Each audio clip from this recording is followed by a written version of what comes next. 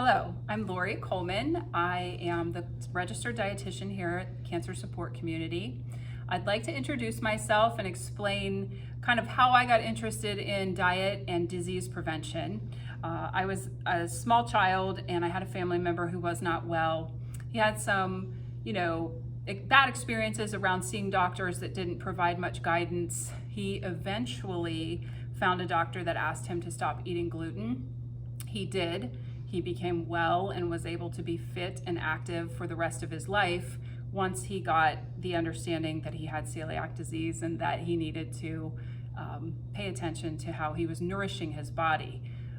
That experience made a big impact on me. I feel like it has created a curiosity around how we can nourish ourselves to see exactly what works the best for us and keep us well and fit and active and content.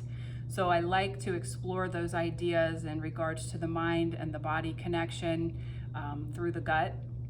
So here I am with Cancer Support Community doing the Cooking for Wellness program. I'd like to invite you to join us. We will do our best to expose you to new flavor profiles, new plant-based dishes, and all kinds of things to keep you curious on how to nourish and be well.